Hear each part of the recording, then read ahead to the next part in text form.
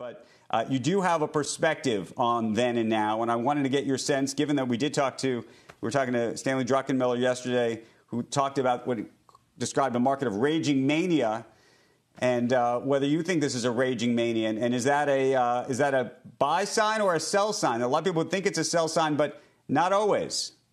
I would, first of all, great to see you. Thank you for having me, Andrew, and team. It's great to watch you all, as always. I would say I was very relieved when Joe clarified this morning that Stan Druckenmiller said he didn't know which way it's going, because then I can admit that I don't know either. I think that there are certainly a lot of similarities, especially with tech.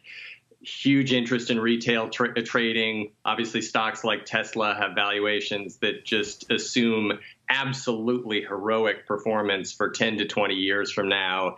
The big tech stocks have been doing very well. I would say that overall, it's less extreme than you look at Google and Facebook and Microsoft. They're trading at 35 times trailing earnings. That is very high, but it's not just completely ludicrous the way a lot of it was in 2000. So I think that it's less extreme than that, but certainly given the retail interest, you mentioned Dave Portnoy and so forth, there are a lot of things that make some of us who lived through the 1990s, including you, I'm sure, say, whoa, because this deja vu all over again.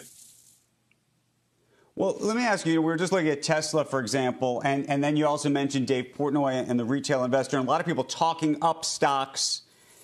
And, you know, back then there were questions, lots of questions about whether the incentive system within the analyst community was inappropriate, whether, you know, there was a lot of, you know, when as Warren Buffett likes to say, when the tide goes out, you really get to see, well, you know, who's wearing clothes and who isn't and what's really happening.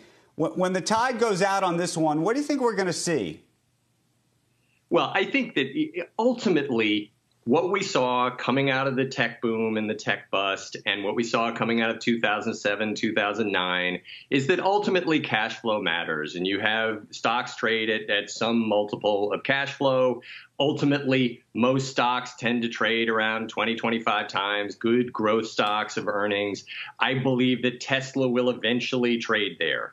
When will that be? Given that they barely make money now, and how much money can they make? One of the reasons that stocks like that they just have such wild volatility and such potentially extreme valuations is that the range of reasonable assumptions for the future is so broad.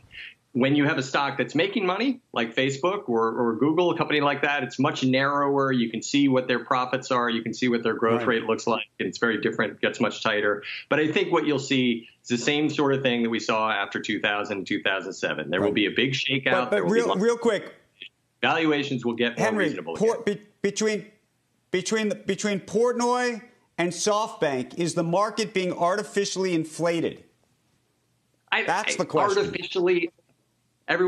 People blame the Fed and they say that, look, the market the valuations relative to history right now across the market are extremely high.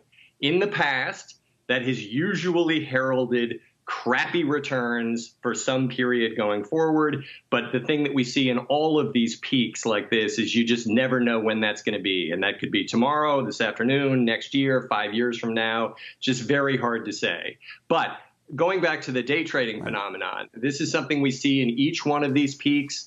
It becomes very easy and fun to trade a lot. They have actually done studies about whether day traders make money. And one of the ones that was done after the 2000 boom was that basically after transaction costs, including tax, 80% lose money. There are a handful who consistently do well. Do they do better than the market?